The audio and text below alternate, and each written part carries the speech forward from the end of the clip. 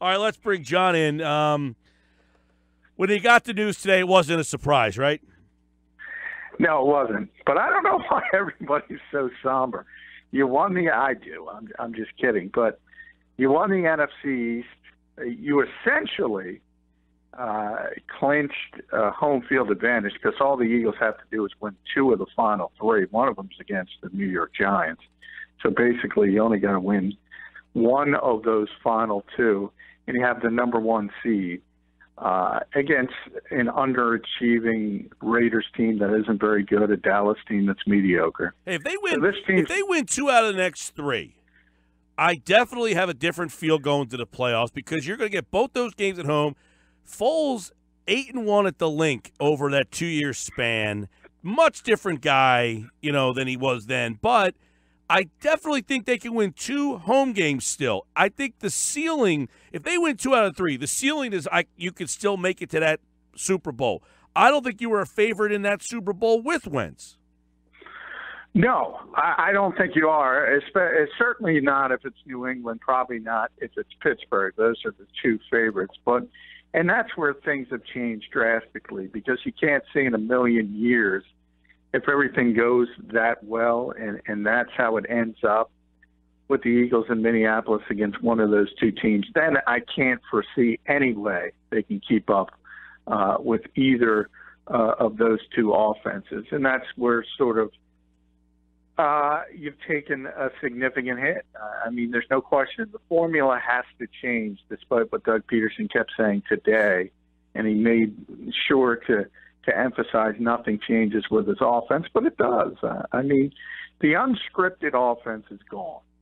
It's gone. Nick Foles is a pocket passer. He lacks mobility. Now, that said, this is one of the best backups in football. The Eagles are in better position than most. One difference, to move forward. Let me ask you this, John. If Nick Foles is your starting quarterback all season, is this a playoff team? If they keep in mind, a 10-win team probably not making it. Yeah, probably not this season. Probably no. But that's not the position they're in. The position they're in is they're 11-2 in the left lane, speeding at 90 towards the number 1 seed. That's where they are. So all he has to do is finish. He doesn't have to start it. All he's got to do is finish it. And once you get home field advantage and things go through Lincoln Financial Field, well, this team's 6-0 at Lincoln Financial Field. Obviously, it's with Carson Wentz. That's different. But it's a very difficult place to play. And it will remain that way with Nick Foles at the controls. And he is a capable quarterback. The difference is, as I said, the formula has to change. It's got to be the defense has to pick it up. It's the famous quote from Hillary Clinton is it takes a village to raise a child. Well, it takes a village in the NFL to replace a superstar. Everybody's got to step up, and that includes the defense, the offensive line, the running game, everything, the receivers, the game planning of Doug Pederson and Frank Reich. It's got to change, and we'll see how things shake out. But the Eagles are in a tremendous position to get the number 1 seed, and that's a good start. John, Doug talked today about getting with Nick and trying to customize some plays that he's comfortable with. What kind of plays do you think Nick Foles is comfortable with? What do you think fits his skill set? Well, he's a very accurate passer, but he needs a clean pocket. And I think the worst part of this is it comes at a time where the left side of the offensive line has kind of collapsed over the past 3 weeks. And that does not bode well, admittedly so, because Nick Foles is not going to be able to extend plays with his mobility. He's not going to be able to perform those Houdini acts and make something out of nothing. So if I'm Doug Pederson, if I'm Frank Reich, I'm playing more 12 personnel. I'm putting 2 tight ends on the field. I'm calling quicker routes. The ball's going to be out of his hands quicker, and I'm even putting more emphasis on the running game and Jim Schwartz's defense, which was a no-show for 3 quarters and then turned it on. They got to be better for 60 minutes. So with more emphasis on the running game, if you go in that direction, which order would you like to see those running backs? Because they did give the ball to LeGarrette Blount down near the goal line there. I don't know if he didn't get in because of the problems on the left side of the offensive line, or what was it with which order would you like to see in the running backs there? Well, I think that has worked well to this point in the fact that, Blount has run well at times, Ajayi has run well at times, and Clement even has run well at times. So I think you continue the committee approach. However, it does seem like Jay has taken over a little bit. He does have the most explosiveness. So you would like to see him sort of seize the role and do it by, running for 130 on 10 carries, and then you don't have to have this conversation. But until that happens, I think you got to go into every game day with the mentality that if somebody gets hot, they're going to get the most touches. I'll tell you what, John, and watching the Rams, like Goff's good. He's not great. He's good. But Gurley's great. If I'm Philly, I'm watching what they did, and I'm trying to utilize Foles as Goff and Ajayi as Gurley. Yeah, well, I don't think, unfortunately, I don't think Foles is Goff, and I don't think Ajayi is Gurley. No, they're not, and I'm not. Yeah, and I'm not trying to say that they're on the same level, but just the way that they're used, that they build the offense. Watching them for a full game now, I mean, Gurley's the offense. I mean, Goff's there, he's okay, he's pretty good, but Gurley's the man. Well, yeah, Gurley's tremendous, and he had a big game, and he's capable in both phases. He's a great runner. He also is tremendous in the screen game. So it helps when you have a true 3-down back as opposed to having a mix and match. The Eagles don't really have a great receiver. Neither Blount or Ajayi are really all that well-versed at catching the football. So that's one issue.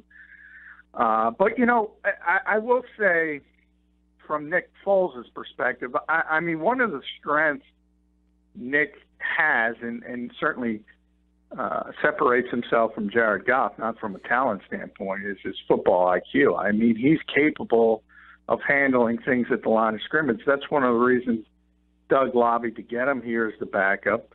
He knows the offense. He knows where all the bones are buried, as Doug says. So you don't have to change from that perspective. The change comes from the skill set perspective. Nick knows this offense, and Nick knows what to do. So you're going to see a similar sort of level when it comes to football IQ and things of that nature. You don't have to scale things back, and that's positive.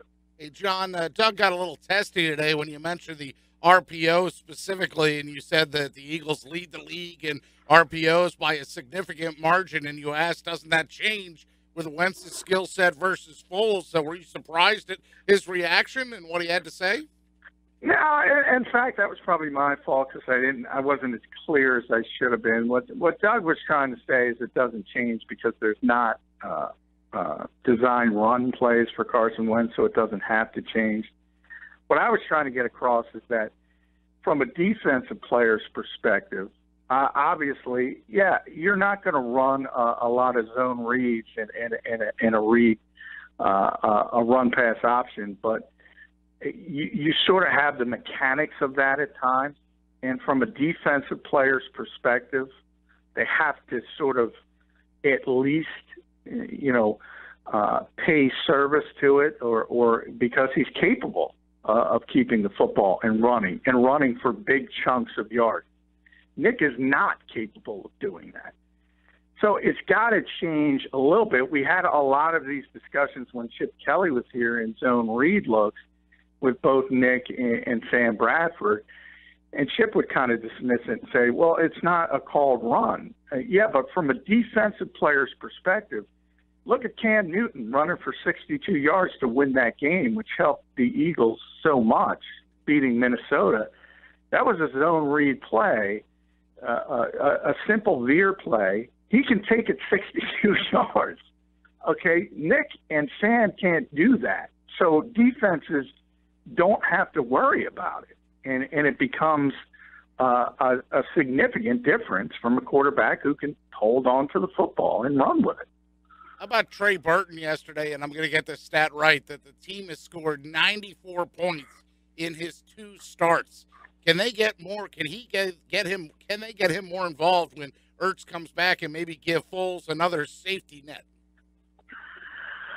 Well, I don't know. You know, Carson Wentz and him are really, really close friends off the field, and Carson likes him as a player.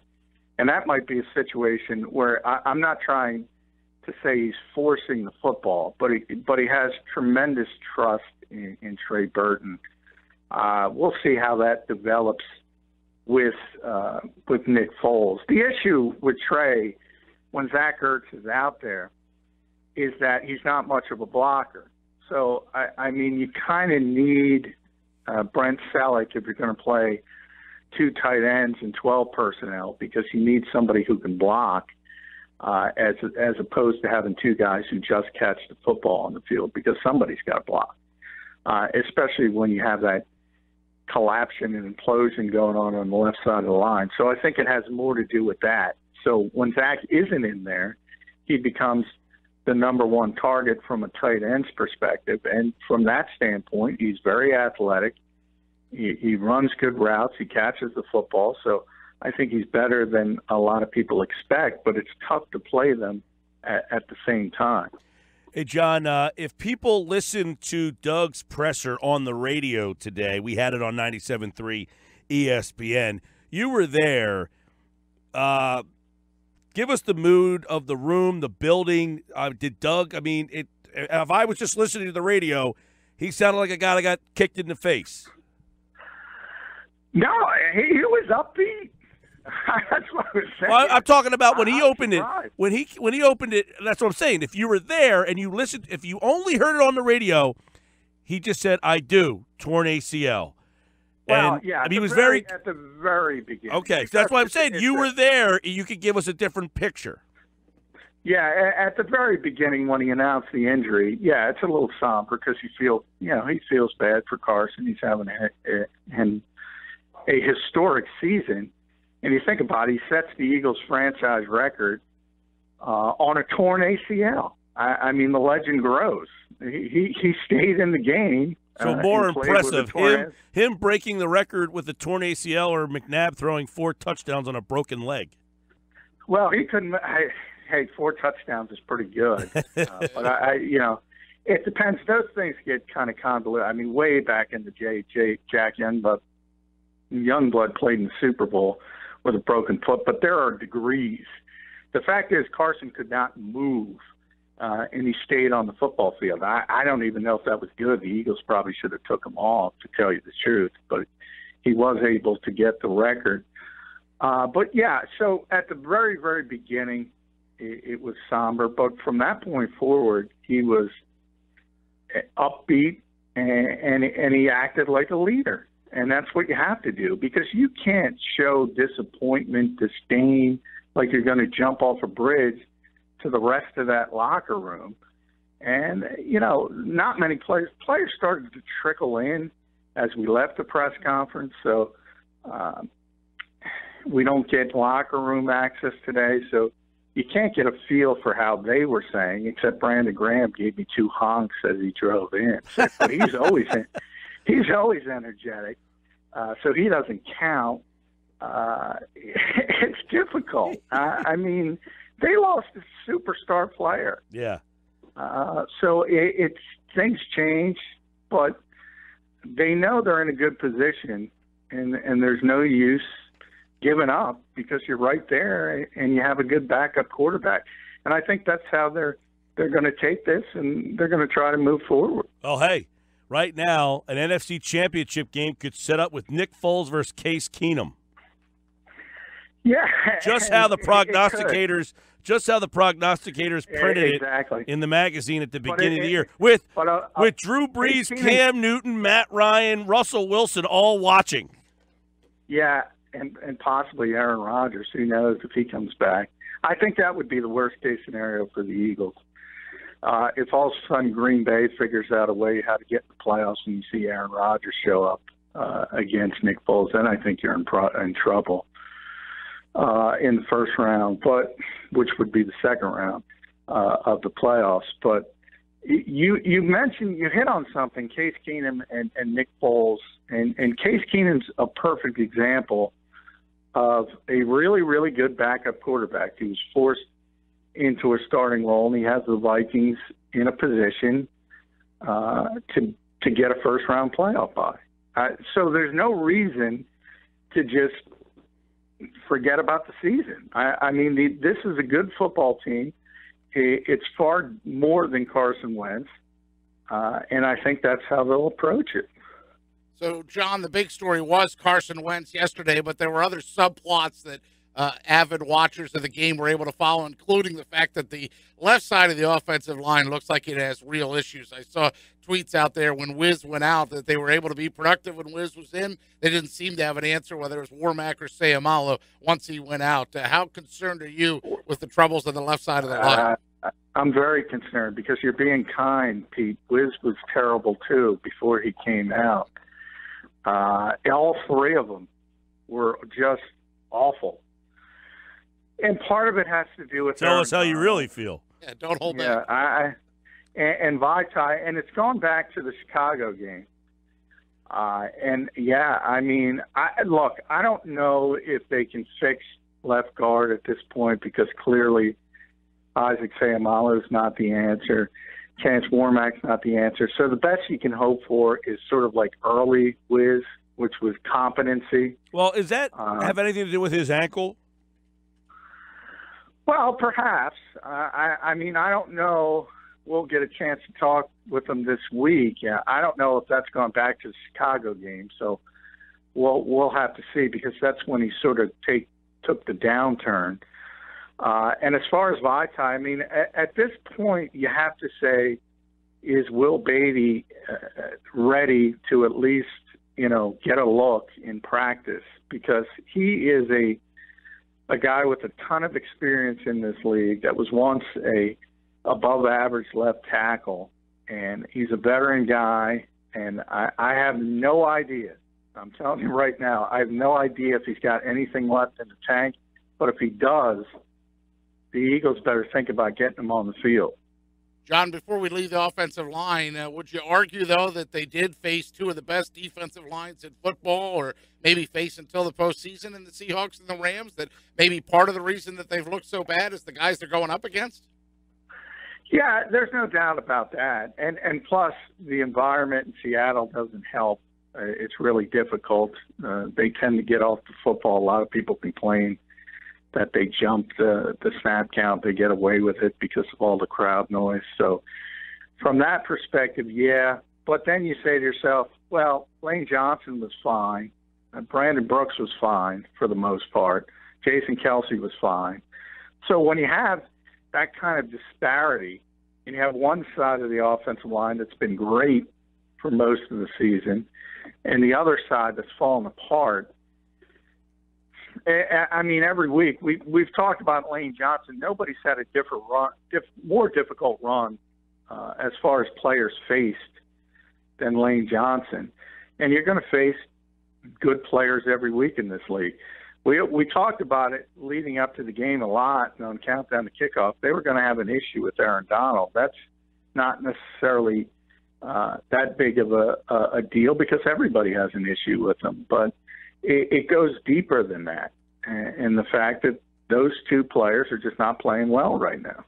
And then that's the offensive line. There also seemed to be some issues with tackling yesterday. One of the things that Mike was eager to praise the team when they were on their win streak was how well they fundamentally tackled and that they let guys catch the ball and then bring them down. I'm specifically thinking of the Cooper Kupp play where it looked like Keystone Cops out there with guys whiffing and taking bad angles left and right.